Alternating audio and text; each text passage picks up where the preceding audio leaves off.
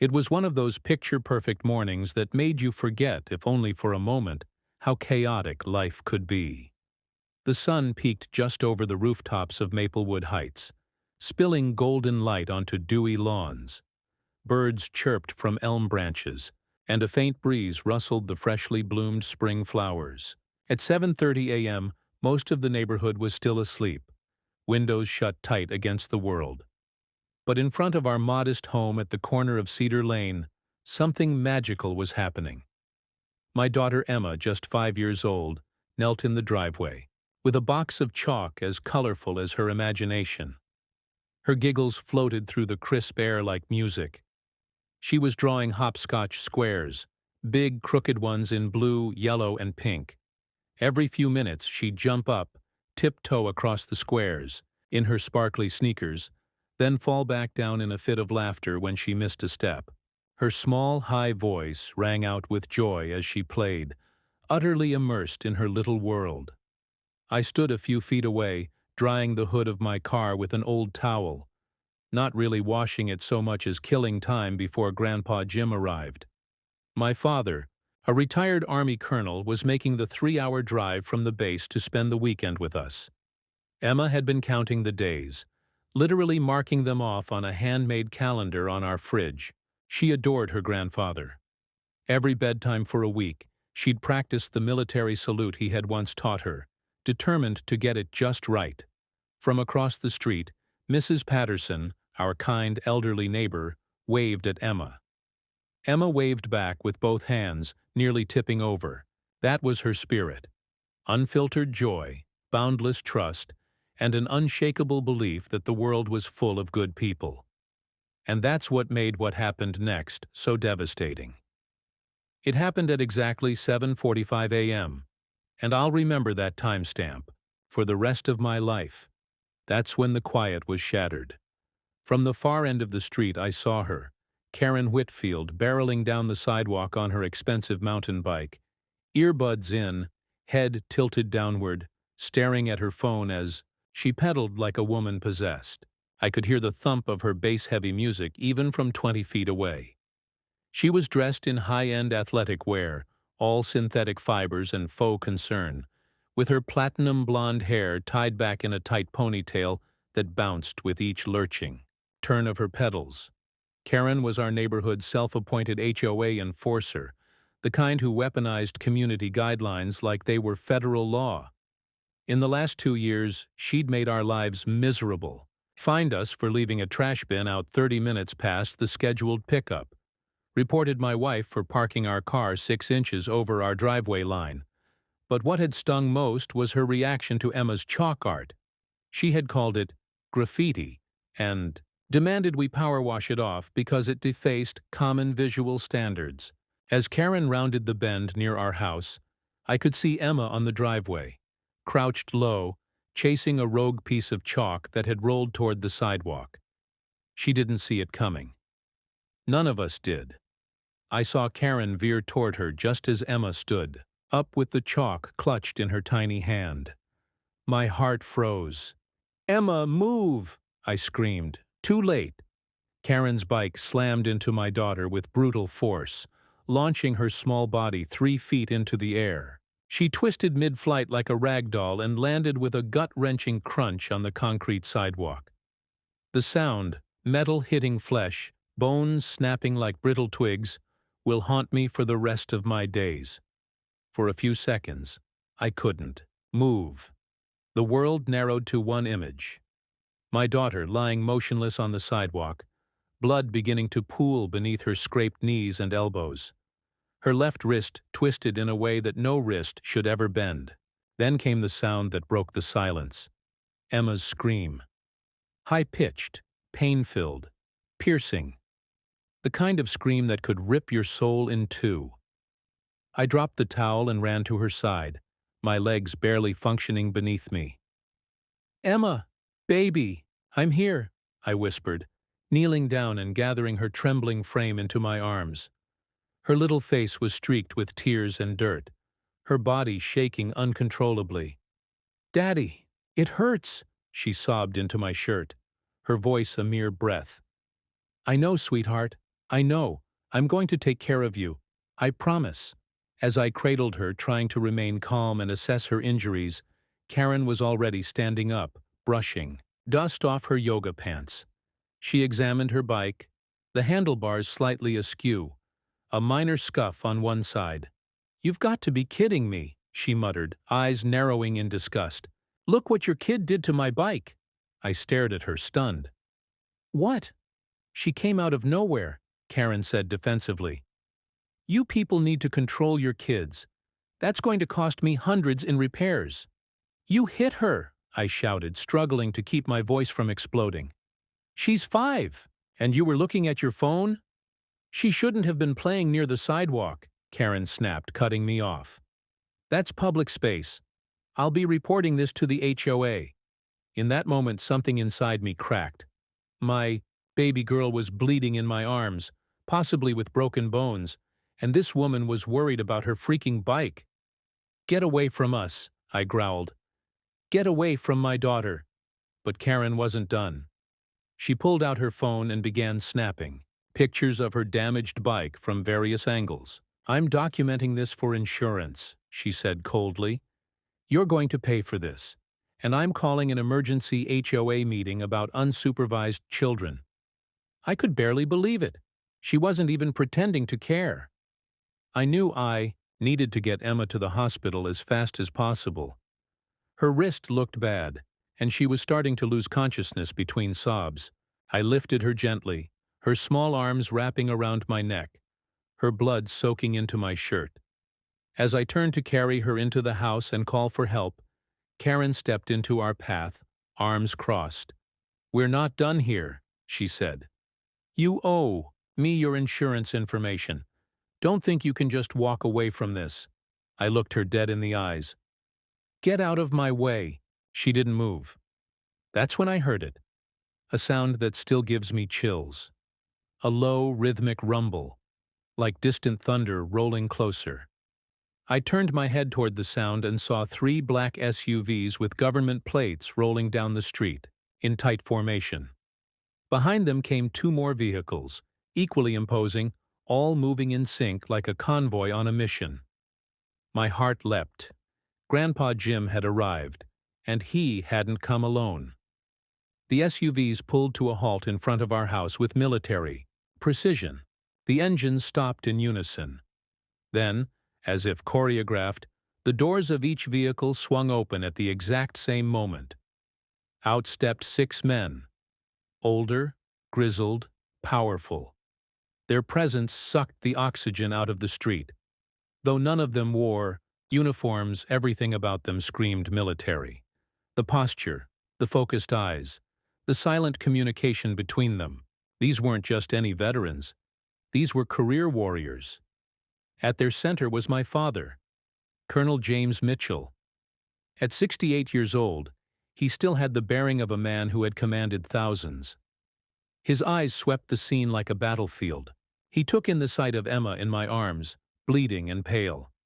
Me, standing protectively.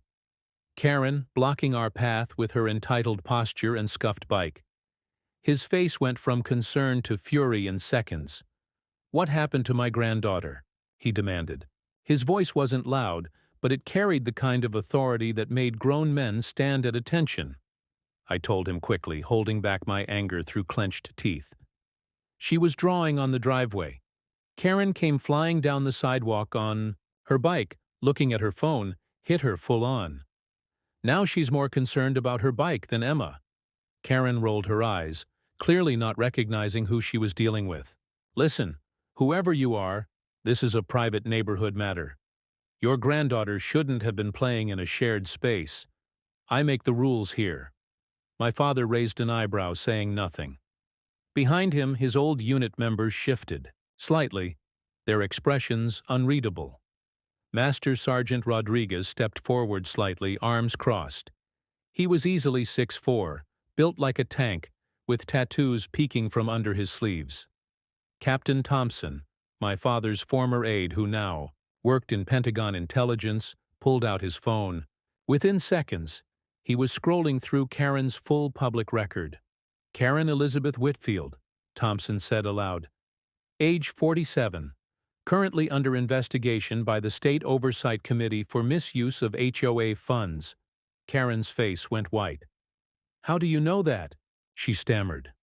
"Ma'am," Colonel Mitchell said, stepping forward, "I suggest you move aside before this becomes something much more serious." Karen made the worst mistake of her life. "I don't take orders from some old man," she spat. The street fell silent. Then, in one fluid motion, 6 military veterans stepped forward in a line behind my father. This wasn't just a family visit anymore. This was justice arriving right on time. Karen Whitfield stood her ground like she owned the pavement. Her hands were planted on her hips, eyes narrowed behind expensive sunglasses that sparkled with arrogance in the morning sun. She scanned the group of men stepping out of the SUVs, her lips curling into a dismissive sneer. "This is a private neighborhood matter," she repeated with growing impatience. "You can all turn around and leave before I call the police." Colonel Mitchell's expression didn't change. The sun glinted off the silver strands of his cropped hair, but his back was ramrod straight, shoulders broad. He didn't have to raise his voice.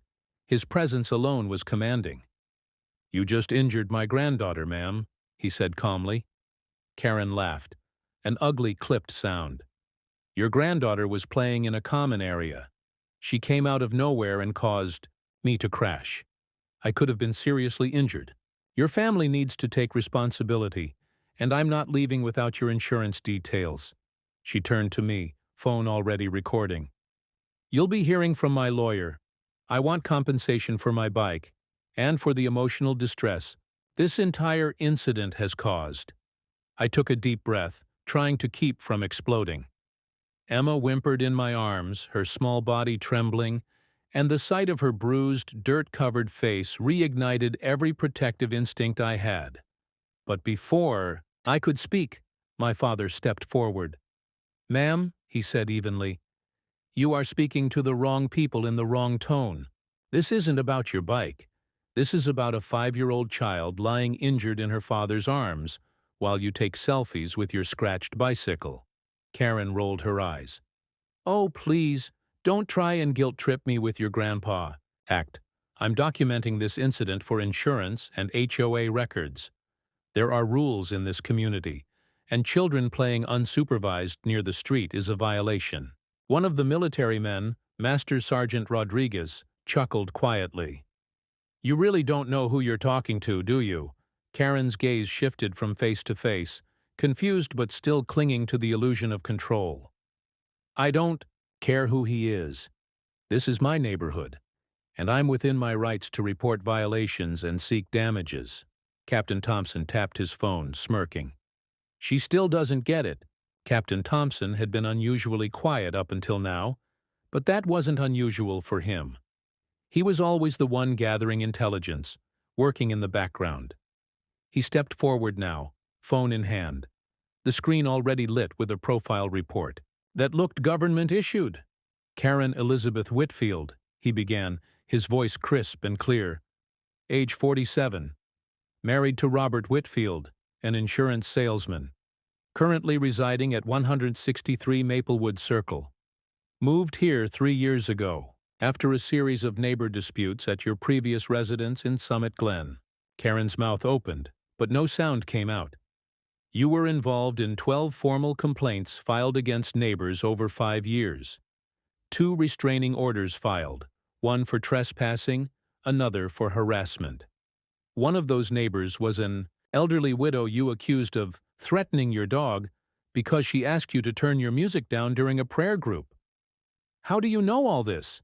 Karen gasped, the color draining from her face. Thompson didn't pause. 2 unpaid speeding tickets, 1 reckless driving charge, dismissed on a technicality after you claimed a faulty speedometer. Currently under active investigation by the State HOA Oversight Committee for misuse of community funds and falsifying meeting minutes. Murmurs rippled through the gathered neighbors. A few of them had crept onto their porches or leaned out, windows, drawn by the escalating confrontation. Now, whispers carried like wind through the crisp morning air. Karen turned slowly, taking in the expressions of those watching her. Suspicion. Disbelief. A couple of neighbors pulled out their phones, recording in silence. She turned back to Thompson, eyes wild. You can't just pull up my private information like that. That's illegal." Captain Thompson raised an eyebrow. "National security clearance says otherwise. But don't worry, we're not here to prosecute your past. We're here because a child was hurt, and you're standing in the way of her medical treatment." She looked at my father again, suddenly unsure. Her fingers gripped her phone tighter. This is insane," she muttered. "All of this because a little girl wasn't paying attention? You hit her while riding recklessly and looking at your phone," I snapped. "And you didn't even apologize. You blamed her." Karen turned to run, but Staff Sergeant Davis moved subtly into her path, arms folded. "Now, ma'am," he said, "why don't you stay put until the police arrive?" While the adults clashed with heated words, Sergeant Major Williams broke away from the formation and knelt quietly beside me and Emma. He moved gently, with the practiced precision of someone who'd handled trauma before. His eyes softened as he looked at my daughter. "Hey there, princess," he said in a voice that could melt steel. "You gave us quite a scare." Emma blinked, her small hand gripping my shirt. "Grandpa brought soldiers," she whispered. Williams smiled. "The best kind. We're all friends of Grandpa Jim. He talks about you all the time." Emma managed a weak smile through her tears. "You're really soldiers?" "We sure are. And we don't let anyone hurt little girls on our watch." Sergeant Major Williams gently held her uninjured hand. "You're very brave. Do you know that?" "She's my whole world," I said quietly. "Thank you for coming. We don't leave our own behind," Williams replied. Nearby, Staff Sergeant Davis had been recording the confrontation with his body cam. Standard procedure for moments like this. His camera was focused on Karen, who was now pacing in agitation. "Ma'am, I've been documenting everything since we arrived," Davis informed her calmly. "Every word, every action. This will be included in our report to the local authorities." Karen's lips twitched. "You can't film me without my permission." "You're in a public space. And this is now an active incident involving a child injury. Your consent isn't required." She opened her mouth to argue, but then shut it just as quickly. The footage would later prove invaluable, not just to law enforcement, but to the HOA Oversight Committee and Neighborhood Council. Everything was on tape. Her attitude, her disregard for Emma's injuries, her attempt to block medical attention. But in that moment, none of that mattered more than the gentle way Williams helped calm my daughter. That single act, kneeling to speak to a hurt little girl, did more to restore my faith in humanity than a dozen court rulings ever could. While the confrontation unfolded, Lieutenant Colonel Adams stood slightly apart, phone pressed to his ear. Unlike the others, he hadn't raised his voice or entered the fray. He was calm, composed, deliberate. "Yes, sir. We have an incident involving a civilian injury and potential criminal negligence," he said into the phone. "Yes, a minor. Granddaughter of retired Colonel James Mitchell." A pause. "Yes, I'll hold for dispatch." Another moment passed. Adams made eye contact with my father and nodded. Help was coming. Minutes later, the distant wail of sirens echoed through the quiet neighborhood. 2 police cruisers arrived first, lights flashing. Officer Martinez and his partner stepped out. Both were clean-cut men in their 30s, but their eyes sharpened instantly when they saw who was waiting for them. "Colonel Mitchell," Martinez said, saluting crisply. "Sir?" "What's the situation?" My father returned the salute. "My granddaughter was hit by a bicyclist riding recklessly while distracted. The woman in question attempted to block medical care and has shown no remorse. We have witness statements and video documentation." Martinez nodded. "We'll handle it, sir." Moments later, the ambulance and a fire truck arrived.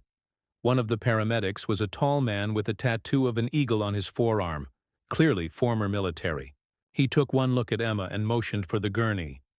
"We got you, sweetheart," he said. "You're safe now." I laid Emma down carefully as they stabilized her wrist and checked for concussion symptoms. Despite her tears, she looked calm, safe, because she was.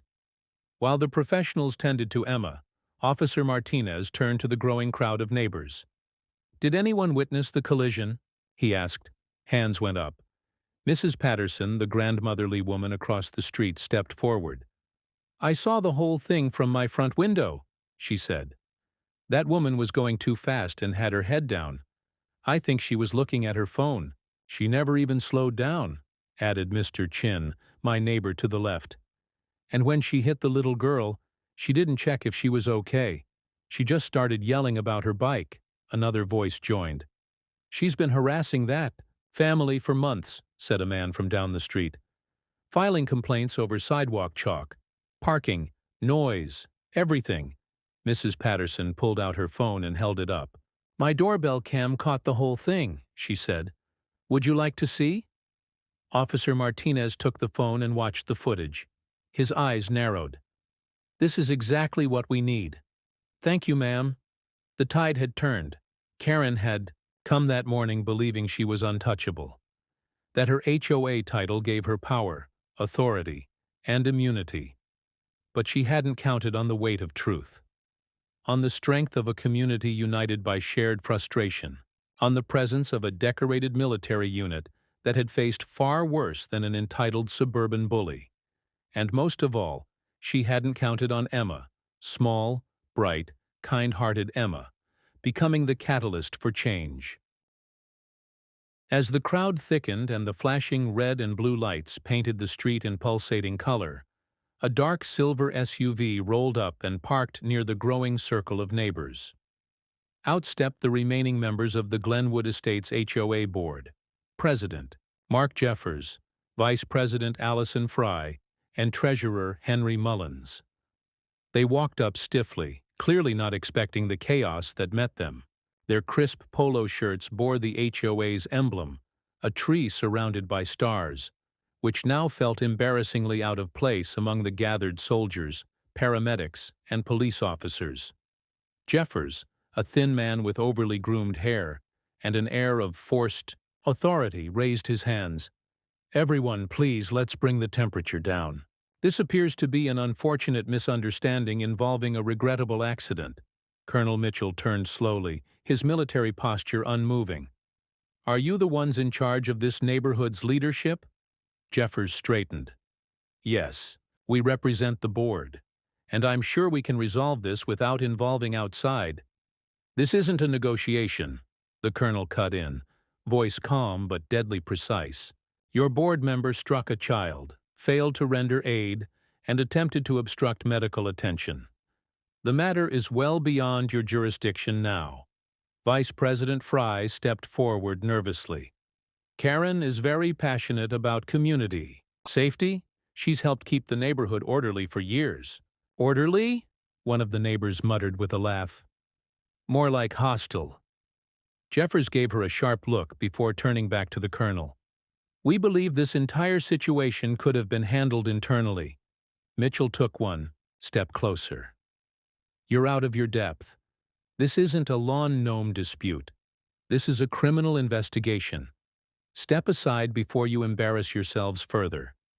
Jeffers opened his mouth but found no words. His face went pale. The rest of the board looked at each other, unsure what to do. In the face of real authority, not the HOA variety, they had nothing. Just as the HOA board tried to slink back into the background, Officer Martinez returned, followed by his supervisor, Sergeant Denise Holloway, a seasoned, no-nonsense woman. In her 50s, Holloway walked straight up to Karen, who was now pacing in front of the cruiser, still muttering under her breath. "Karen Whitfield," Holloway said, "we've reviewed the security footage, gathered eyewitness accounts, and have enough to proceed." Karen froze. "Proceed with what?" "You're being charged with reckless endangerment of a child, obstruction of emergency services, and Failure to render aid. Please turn around. Karen's jaw dropped. Are you kidding me? I tapped her. She ran into the street. How is that my fault? Sergeant Holloway stepped forward. Ma'am, you were riding in a public area at high speed while recording yourself on a phone. Then you blocked this child from receiving medical attention and berated her father while she lay injured. Karen shook her head in disbelief. You're all taking his side because he brought soldiers into this neighborhood. This is abuse of power. You abused a child's safety and a community's trust, Holloway replied. That's the only abuse we're dealing with today. The sound of handcuffs clicking shut was met with a stunned hush across the neighborhood. Karen turned frantically to the HOA board.